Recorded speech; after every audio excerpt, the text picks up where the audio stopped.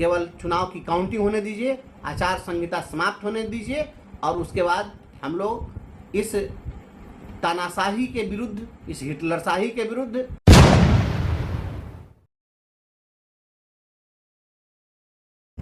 जो बिहार का जो घटनाक्रम रहा, हम शिक्षा क्षेत्र में लगे शिक्षकों, विद्यार्थियों, अभिभावकों, राजनेताओं सभी के लिए मैं इस पूरे घटनाक्रम के बाद किसको धन्यवाद दूं, किसको बधाई दूं, किसको लानत मलानत भेजूं, किससे मैं क्या कहूं, मैं खुद समझ नहीं पा रहा हूं।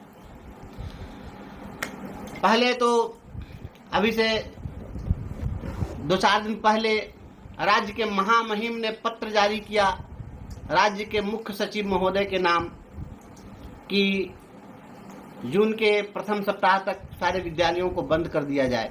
महामहिम की एक न चली। आज पूरे प्रदेश में जिस प्रकार से कोहराम मचा, यह ऐसा नहीं था कि केवल आज ही हुआ है। आज बात केवल इतनी ही हुई कि आज मीडिया के लोगों ने इसको गंभीरता से लिया और पूरी नेशनल और इंटरनेशनल मीडिया ने बिहार के सारे स्थिति को स्पष्ट कर दिया। जब मीडिया ने इस मामले को गंभीरता से लिया और जब किरकिरी हुई, जब पोल खुली, तब जाकर माननीय मुख्यमंत्री जी को होश आया। अब मैं मुख्यमंत्री जी को धन्यवाद दूं कि मीडिया के साथियों को धन्यवाद दूं या सत्ता या विपक्ष के उन राजनेताओं को धन्यवाद दूं जिन्होंने इस मुद्दे को उठाया, लेकिन मैं तो माननीय मुख्यमंत्री जी को इतना ही कहूंगा कि जिस प्रकार का जो बिहार का जो आपका शिक्षा का मॉडल चल रहा है, हमको लग रहा है कि आप लोग इस मॉडल को अगर लागू रखे तो बहुत जल्द हमारे जो बिहार के बच्चे हैं ये विश्व गुरु बनने के बहुत करीब अब पहुंच गए हैं और इसके लिए अग्रिम शुभकामना और हम बधाई आपको देते हैं। एक ओर नरेंद्र मोदी जी भारत को विश्व गुरु बनाने में लगे हैं और दूसरी ओर हमारे विभाग के जो आला कमान हैं ये उनसे भी 4 कदम आगे चल करके पूरे बच्चों को एकदम विश्व गुरु बनाइए के छोड़ेंगे। लेकिन जो पत्र जारी हुआ है उस पत्र में कह दिया गया है कि अब स्कूल जो है 8 तारीख तक शिक्षण कार्य बंद रहेंगे और शिक्षकों को यथावत पहले की तरह ही जाना होगा।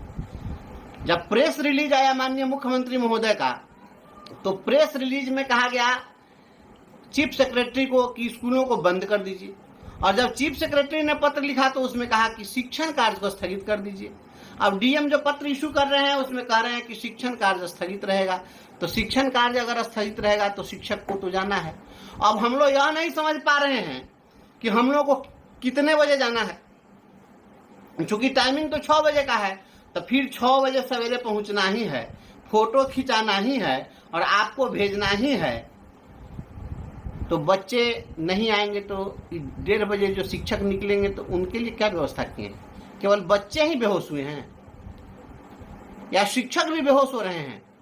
और 1:30 बजे दोपहरी में अगर शिक्षक विद्यालयों से निकलेंगे तो हमको लग रहा है कि कमांडो की ट्रेनिंग देने की जरूरत नहीं पड़ेगी, सब लोग कमांडो बन जाएगा। ये सब लोग जो है इन लोगों को ये सेना की ट्रेनिंग जो आप जो दे रहे हैं ये ट्रेनिंग, और हम चाहते हैं कि इस सब विभाग में लागू कर दिया जाए। सारे विभाग में एकदम आंख मलते हुए सारा कर्मचारी विभाग में पहुंच जाए और 1:30 बजे तक काम करके लोग घर निकल जाएगा, आराम से एकदम रहेगा। इसको सब में यूनिफॉर्मिटी कर दीजिए, पूरे सारे विभाग में इसको लागू कर दीजिए। क्योंकि जब बात होगी तो 8 घंटा ड्यूटी करवाना है। अगर वो 8 घंटा ड्यूटी अगर वो स्कूल में बच्चा नहीं आ रहा है तो कुछ लोगों को लगा दीजिए, झाड़ू पोछा करेगा जाके आप लोगों के घर में। जिस तरह का तमाशा बनाया जा रहा है पता नहीं क्या होगा। लेकिन एक बात तो साफ है कि यदि माननीय मुख्यमंत्री के आदेश को अगर एक व्यक्ति अंगूठा दिखा देता हो, जो लोकतंत्र का मंदिर कहा जाने वाला विधानसभा का विधानमंडल होता है, उस हाउस के अंदर जो विधायिका का प्रधान होता है मुख्यमंत्री, और मुख्यमंत्री घोषणा करे कि विद्यालय का समय 10 बजे से 4 बजे तक चलेगा और वह लागू नहीं हो पाता है।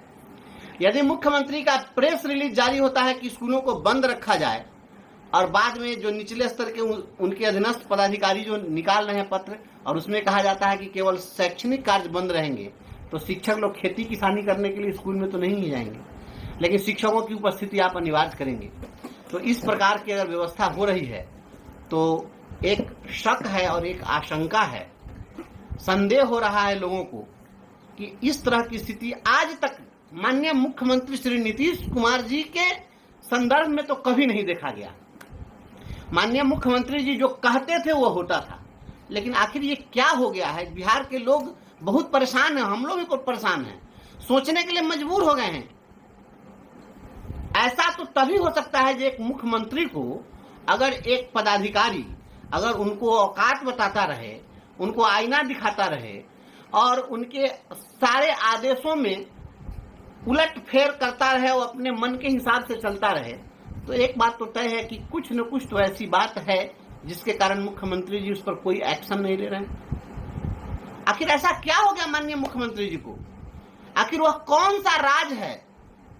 आखिर वह मुख्यमंत्री जी की कौन सी कमजोरी है?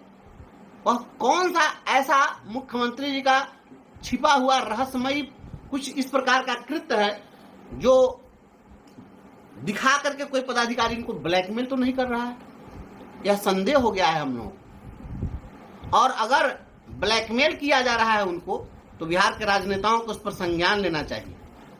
जितने भी सत्ताधारी दल के लोग हैं उन्हें भी संज्ञान लेना चाहिए कि आखिर मुख्यमंत्री के कौन से ऐसे गलत राज हैं जिस राज को यह व्यक्ति जान रहा है और उसको एक्सपोज करने की धमकी देकर कहीं ब्लैकमेल तो नहीं कर रहा है। मैं इसका कोई दावा नहीं कर रहा हूं, लेकिन ऐसा जो हो रहा है ऐसा तभी हो सकता है जब कोई व्यक्ति दबाव में हो और कोई निर्णय नहीं ले पाए।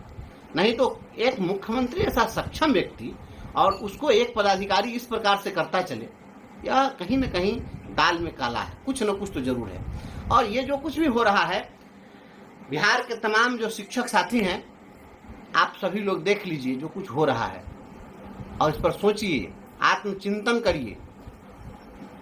यह जो कुछ भी पूरे बिहार के अंदर जो परिस्थितियां बनी हुई है, आखिर गरीबों के बच्चों के साथ जो कुछ भी हुआ, आज मुख्यमंत्री जी के आदेश से ठीक है 8 तारीख तक शैक्षणिक कार्य बंद हो जाएंगे, लेकिन इसके पूर्व आज तक जो इस तपिश में, इस 46 डिग्री 47 डिग्री 48 डिग्री टेम्परेचर में जो बच्चे झुलसे, जिन बच्चों के नाक से ब्लीडिंग हुई, जिन बच्चों ने खून की उल्टियां की, जो बच्चे स्कूलों में बेहोश होते रहे, जो शिक्षक सड़कों पर एक्सीडेंट में मरते रहे, जो अभिभावक परेशान रहे, सारे के सारे लोग जो परेशान हुए और जो लोग ये कष्टमय जो परिस्थितियों का जो सामना किए, इसके लिए जिम्मेवार व्यक्ति पर क्या कार्रवाई हो रही है? क्या केवल एक आदेश दे करके और 8 तारीख तक स्कूल बंद कर देना ही केवल पर्याप्त है? मैं समझता हूं ऐसा पर्याप्त नहीं है। ऐसे में तो कोई भी पदाधिकारी मनमानी करेगा और फिर बाद में एक आदेश जारी होगा, फिर उसके आदेश को निरस्त किया जाएगा या कुछ उसमें बदलाव कर दिया जाएगा, तो फिर तो पदाधिकारी ऊपर रहेगा। तो राज्य में पदाधिकारी ऊपर हैं या मुख्यमंत्री ऊपर हैं, यह एक पहेली है। इस पहेली को सुलझाने के लिए आप भी प्रयास करिए, हम भी प्रयास करते हैं, लेकिन 4 तारीख के बाद इस पहेली को हम सुलझाएंगे, सामने में लाएंगे और इसके लिए हम हर जो कुछ भी संभव होगा हम करने का प्रयास करेंगे। हम तो रडार पर चल रहे हैं, हम लगातार आईना दिखा रहे हैं और आईना जब मैं दिखाता हूं तो उनको अपना चेहरा साफ साफ नज़र आता है। आईना कभी झूठ नहीं बोलता है, तो उन्हें इस बात के लिए कष्ट होता है।